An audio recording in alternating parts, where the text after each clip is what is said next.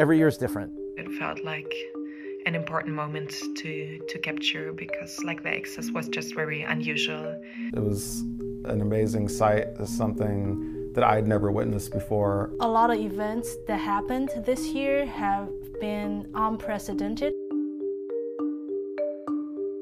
I've been covering immigration and migration stories for a number of years now.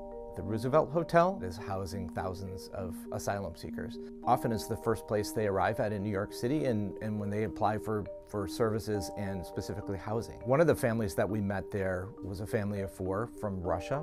I was looking out the window at just kind of the activity across the way, and this little boy crawled up onto the windowsill and was looking out and was just sort of taking in this Manhattan vista.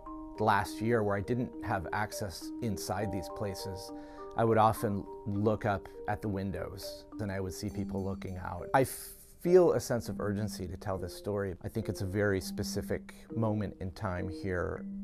Beginning of 2024, I traveled to eastern occupied Ukraine, the city of Bakhmut, which was once home to 70,000 people and is now completely deprived of its population. So I traveled there to follow the Akhmat Special Forces, which is a Chechen unit, but mainly consisting of volunteers who signed up from all over Russia to fight. This photo was taken in an underground medical field hospital, which is set in a huge tunnel system. This is a Russian soldier who has just arrived from the front lines and was heavily injured. They've just transferred him to this stretchers, cut off his clothes, started an IV and are assessing like his wound. Until the 1960s, those tunnels were used by the mining industry, and after it was turned in a large winery which was famous for its sparkling wine. Before, this would be a place where tourists would come to taste the sparkling wines, and now it was used as a completely different function.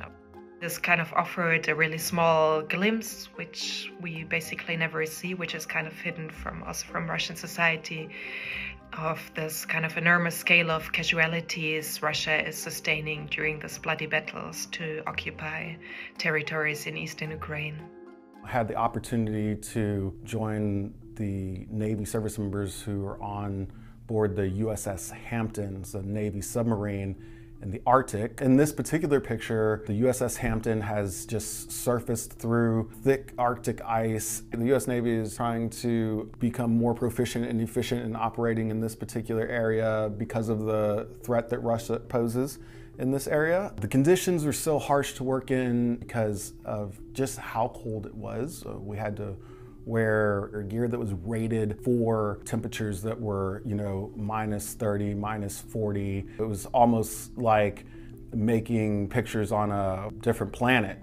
I went to Joint Base Andrews in Maryland, which is Air Force Base where presidents and vice presidents, they're playing land and take off. President Joe Biden has successfully negotiated a hostage exchange with Russia.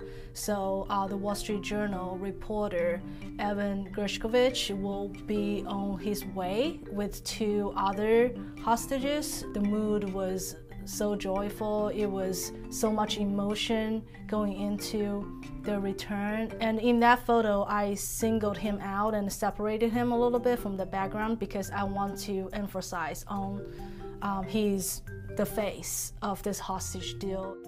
Every photograph I make, I'm hoping that somebody will connect with it.